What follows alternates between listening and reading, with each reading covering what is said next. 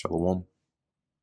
First and foremost, I want to give all praises, honor, and glory to Yahweh, Bahasham Yahushai, Bahasham Rachak Wadash. Double honors to the elders and the apostles of Great Millstone, and peace and blessings to the elect. And today we're going to go into the book of Jeremiah, the 16th chapter. And as you can see in the subheading, distress is foretold. So as we continue to read through or go through and recount the judgments, right, that the Lord is, this is very similar, right, to when you read the first few chapters of the book of Ezekiel, right? It's sort of the same or similar manner in which the Lord is speaking to Ezekiel concerning what he's getting ready to do to Israel, right? And then also having the prophets take certain actions that would symbolize at a, on a larger scale, what would happen to Israel for their disobedience. So this is Jeremiah chapter 16, verse 1. The word of the Lord Yahweh came also unto me, saying, Thou shalt not take thee a wife, neither shalt thou have sons or daughters in this place. And when you look at the setting in which Jeremiah was in, the Lord was causing him to separate, right, from the people of the land, mentally, right, and spiritually, because even his relatives, right, and his kinsmen were against him, right. So the Lord is basically telling him, don't even bother, marrying or having kids here, because as we're going to go into in the subsequent verses, they're not going to survive. The inhabitants of this place are, their days are numbered and they don't even know it. Verse 3, For thus saith the Lord Yahweh concerning the sons and concerning the daughters that are born in this place, and concerning their mothers that bear them, and concerning their fathers that begat them in this land, they shall die of grievous deaths. So at the time when Jeremiah was on the scene, this is referring to the land, the territory of Judah, right? The inhabitants that were dwelling in there. And the Lord was saying this because he was about to bring that hard time upon them, where you would have some die by the famine, during the siege. You'd have some die by the sword of the Babylonian armies, and you'd have some die, being taken captive. And then you would have a few that would, or some that would survive and be actually taken away captive. Now, there are some verses in this chapter that we often use when even referring to Babylon, right, or referring to this place, to draw that connection, okay, but just qualifying, right, in context what the original sense of it was.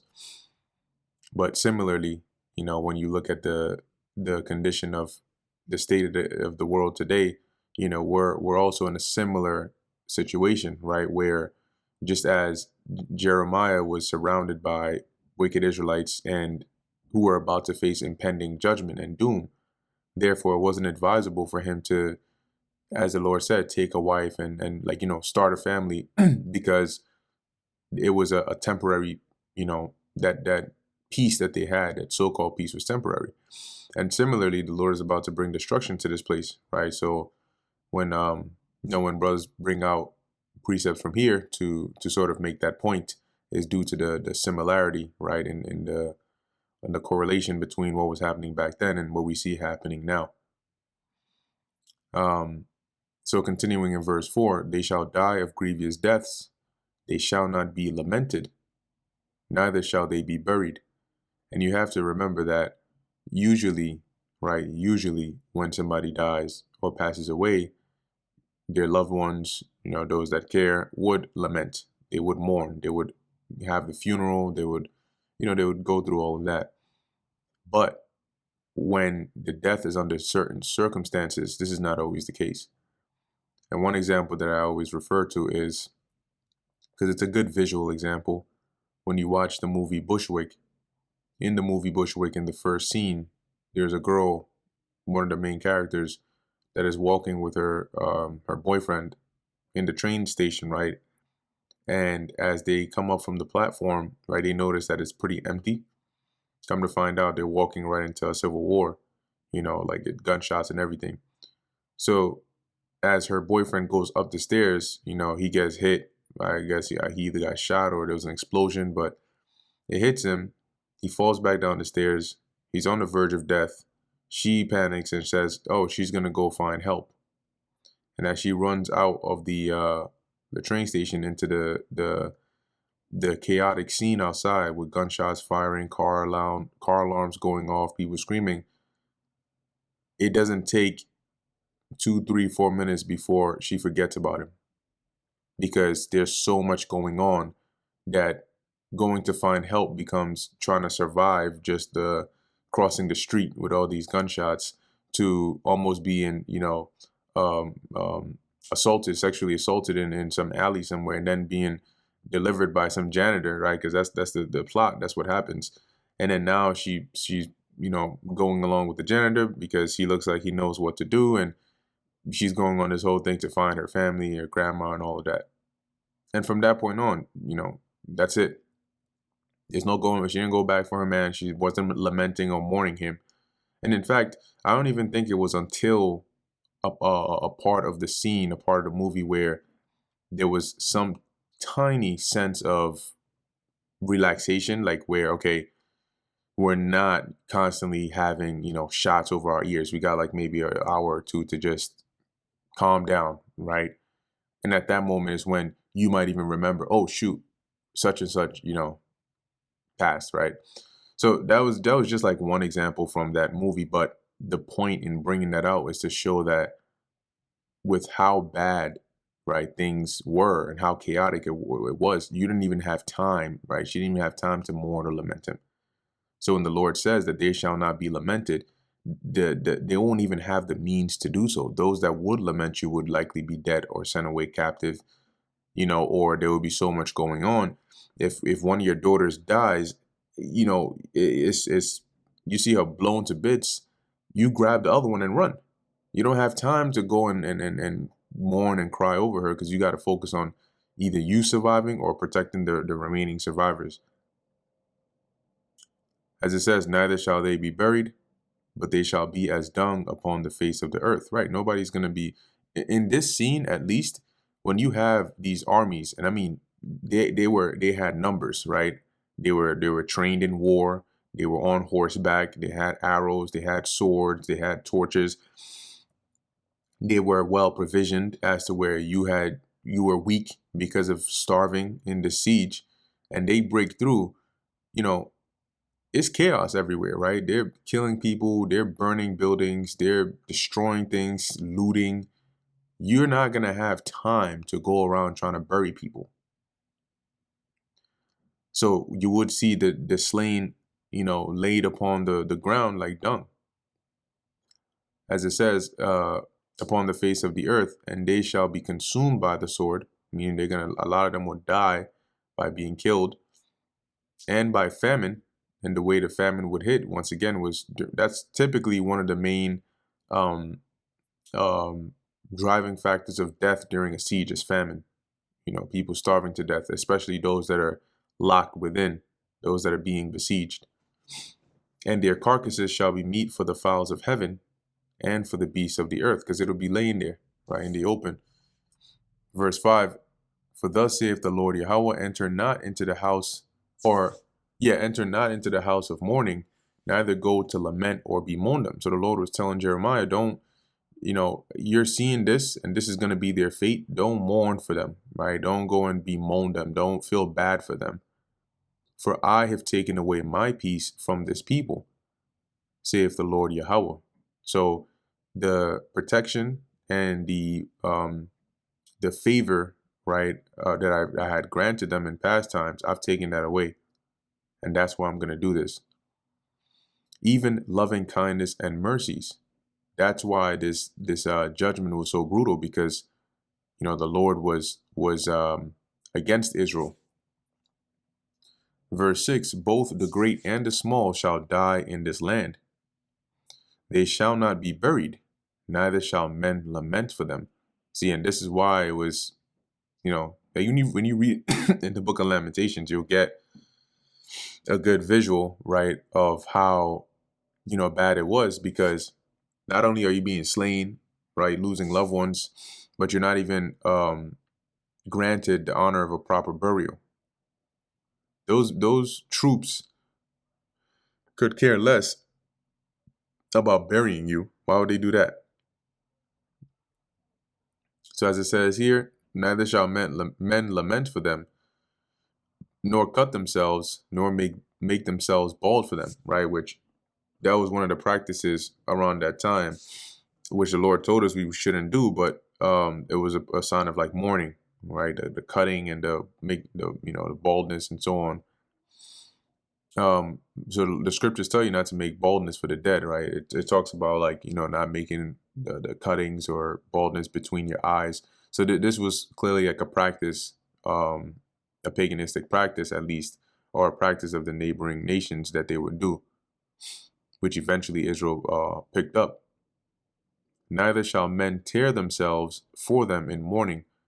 Now, in the original King James Version, it's translated as this, but what it really means is to tear, as in to break, and not themselves, but basically to share, right, or to break bread, or to, share in a meal with those that are mourning to make them feel better. Unfortunately, my internet is not. They're working on something over here, so my internet is down for a while. So I was able to load the webpage though, before it went down, but I won't be able to pull up the interlinear on here. So you can do it yourself, but I'm going to pull it up on my phone and then read the definition, or read the not the interlinear, the other translation of Jeremiah 16 verse 7.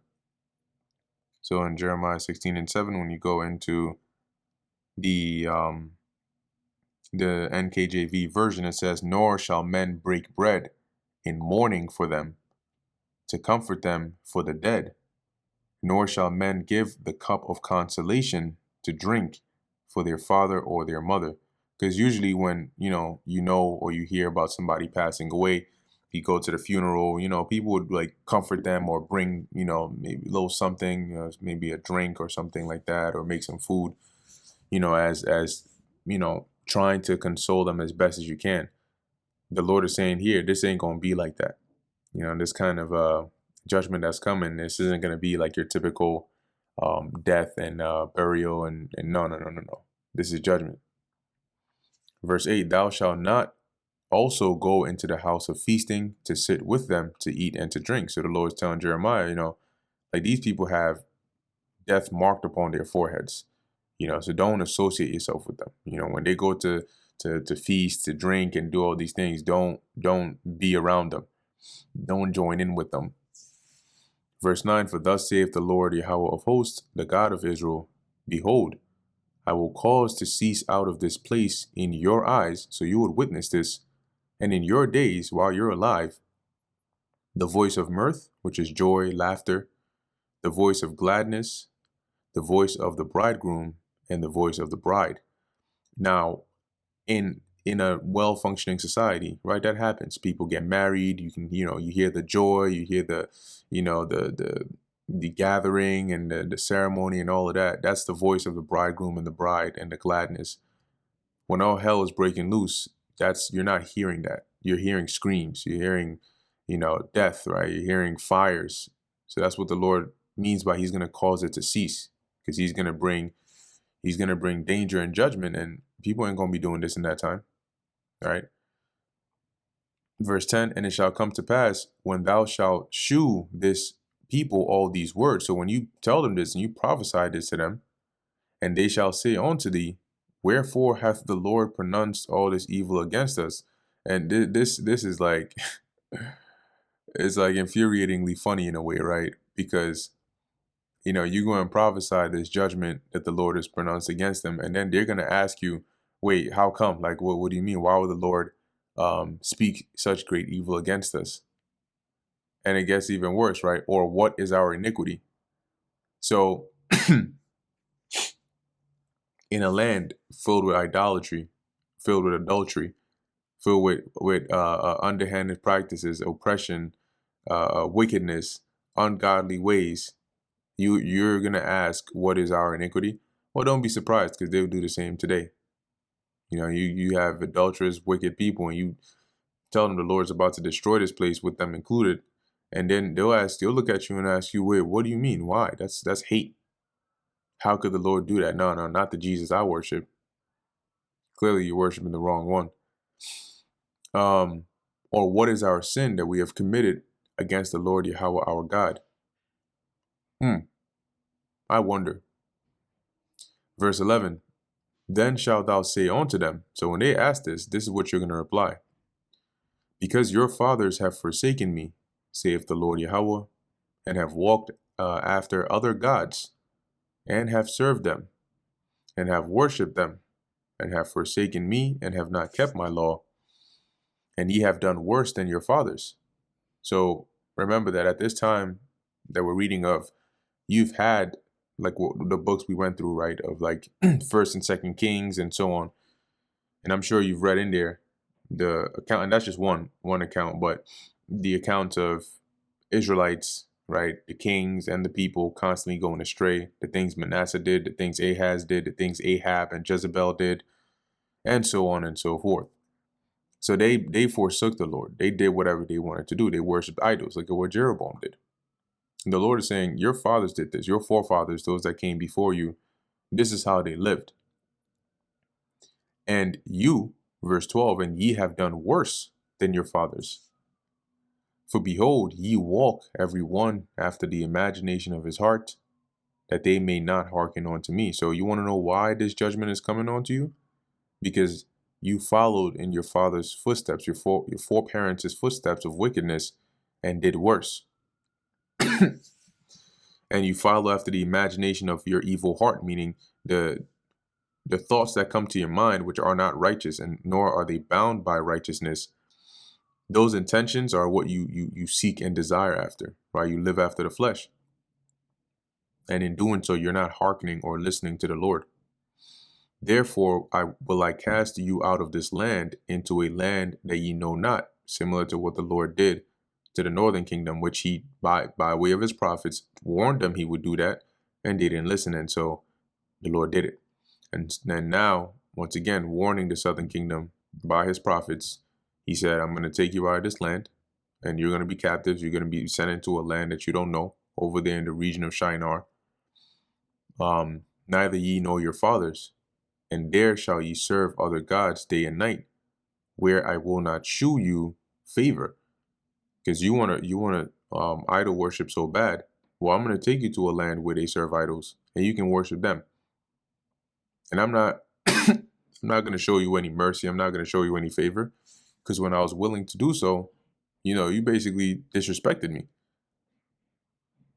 Verse 14, therefore, behold, the days come, saith the Lord, that it shall no more be said. So the days come, meaning at some point, right? Even though, you're going to go into captivity and so on, there's going to come a time, right? In other words, there's going to come a time, says the Lord, that it shall no more be said, the Lord Yahweh liveth, that brought up the children of Israel out of the land of Egypt, because that was one of the main things the Lord was known for. If one heathen said to another, hey, have you heard of the God of Israel?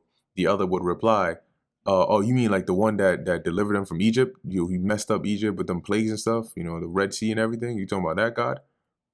So he was known for that. But here, as the Lord is saying, no more is it going to be said, right? The Lord lives that brought the children of Israel up out of the land of Egypt. But the Lord Yahweh liveth, that brought up the children of Israel from the land of the north, and from all the lands whither he had driven them. Now, this is in verse 14 and 15. Behold, the days come. That future time, or that fulfillment of that, is going to be in our time. It's when the Lord delivers us out of the land of the north here, which is America, okay, or Babylon. And the reason it's this and not necessarily ancient Babylon is because of the 15th verse. Yes, the Lord did have mercy on us, and Israel returned, right, the exiles from Babylon back to the land. However, The latter part, all right, about from all the lands whither he had driven them, that didn't take place at that time, all right? It's in this time that the Lord, via prophecy, is going to gather the children of Israel, the northern kingdom and the southern kingdom, from all the lands where they have been driven, right, from the four corners of the earth. And I will bring them again into their land that I gave unto their fathers. See, because during the return of the exiles, right, in after the Babylonian Empire was taken over by the Achaemenid Empire, or the Persians, the northern kingdom, right, as a whole, weren't brought back to the land by the Lord. Okay. Verse 16, behold, I will send for many fishers, saith the Lord Yahweh, and they shall fish them. And after will I send for many hunters, and they shall hunt them from every mountain and from every hill and out of the holes of the rocks. Now, at the time, once again in context, at the time of Jeremiah receiving this message, the Lord was referring to actually sending these or likening these troops, right, the Babylonians, to fishers where Israel would be the fish, and likening them to hunters, right, where Israel would be the prey. And he would send them into the land, right, of Judah, to basically search out and seek out and find Jake wherever they may be, in the land, wherever they may have tried to flee to or hide, and then destroy them or take them captive. Okay, because when you read, continuing in the 17th verse, the Lord tells you why, right? As he says, he's going to do this, for mine eyes are upon all their ways. They are not hid from my face, neither is their iniquity hid from mine eyes, right? Because of all that wickedness that they were doing, that he was warning them about. Verse 18, and first I will recompense their iniquity and their sin double, because they have defiled my land. They have filled mine inheritance, i.e. the land, with the carcasses of their detestable and abominable things, i.e. their idols. Okay, so the Lord is saying, as a result of you committing these iniquities before my eyes, polluting my temple and polluting my land, right? Setting up shrines and idols and so on and so forth, and sacrifices onto them. I'm going to send these armies and these troops, and they're going to fish you like fishermen, right? And hunt you like hunters from everywhere you may be and everywhere you may be hiding. Now, with that being said, there is another layer to verse 16, right? As there are to, some of these other precepts here, like I mentioned in even the beginning verses. And so there are times when you'll see we'll refer to Jeremiah 16 and 16 in the prophetic sense or in the spiritual sense, referring to now. And the reason is because, technically speaking, right, the Lord will perform a variation of Jeremiah 16 and 16 again, right? And this time in a slightly different sense, in that the fishers that he's going to send in this time are not, say like the armies of a foreign nation per se, but rather the prophets or the teachers or the men of the Lord, which would fish, right? Them here being the elect, right? Which would be likened on to, the good fish that we would fish by teaching this word. And when you go into, the New Testament, right, the Lord mentioned making us or making the men of the Lord fishers of men, right?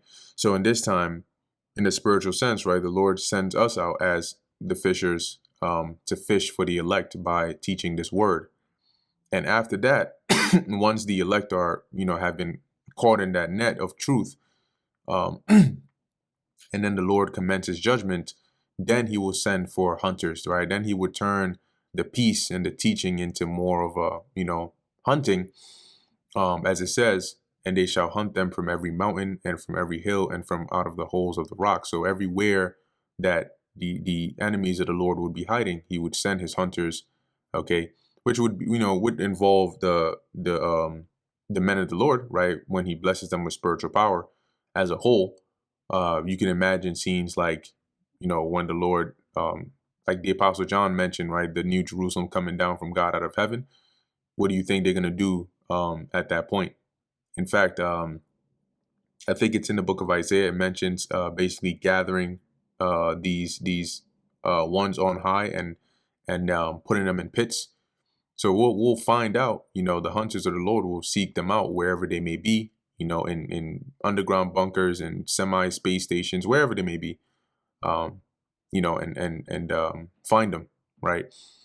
So that's the other layer of Jeremiah 16:16 verse. And it's important to, like I mentioned, have both contexts of it, so you can be skillful in using it, right? Using these precepts, or using the word of the Lord, in understanding, okay, what does it mean in the sense of the whole chapter, but also what is the spiritual or prophetic meaning to it. So continuing on, from verse 19, Jeremiah 16:19, O Yahweh, my strength and my fortress and my refuge in the day of affliction, the Gentiles shall come unto thee from the ends of the earth, and shall say, surely our fathers have inherited lies, vanity, and things wherein there is no profit. And these quote unquote Gentiles here are actually referring to Israelites, okay, that were in a Gentile state of mind, okay, and at the end they would be gathered, right? They would come to the realization, and when he said, all right, our fathers have inherited lies and vanity, remember the Lord mentioned how the when speaking to Israel, he mentioned how your fathers basically forsook me, right? So the ways that they went in and taught their children were ways of lies and vanity, things that profited not. And that's what led to Israel ending up in a Gentile state of mind, right? Or a destitute place. But having the truth being spread out, they would come to that realization, and those that are of the elect would basically turn back to the Lord. And unfortunately, I can't even cross-reference this right now. But let's keep on going. Verse 20, shall a man make gods unto himself, and they are no gods? And I'll read this in another version as well, from my phone. But Jeremiah 16:20. In another translation, let's see. In the CSB, right, it says, can one make gods for himself, but they are not gods? NLT, can people make their own gods? These are not real gods at all. All right, so shall a man make gods unto himself? Meaning, like, it's rhetorically asking, but like, is it possible, right, for man to make their own gods? Obviously not, because how a god is greater than a man, and you cannot create a god that is greater than yourself. It can't come from you, right? And as it says, and they are no gods, because in the minds of the people, when they make these idols, they may look at them as gods, but they're nothing. They're not. They're vanity. Verse 21, therefore, behold, I will this once cause them to know, and I will cause them to know mine hand and my might, and they shall know that my name is Yahweh. And the scriptures tell you that the Lord is known in the judgment which he executeth. So how did the Lord do this during the time of delivering us out of Egypt? By judging them. And it was known, right? The might and the power of the Lord was known even into the neighboring nations.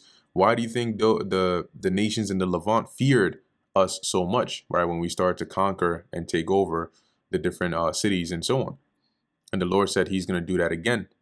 Okay, so that both Israel and, everybody else would know and acknowledge, just because the Lord is long suffering, right, does not make him a pushover.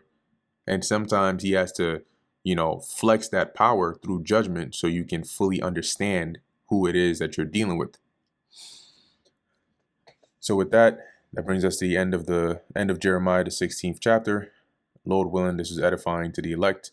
In closing, I want to give all praises, honor, and glory to Yahweh, Bahasham, Yahushai, Bahasham, Recha, Kodash. And until next time, Shalom.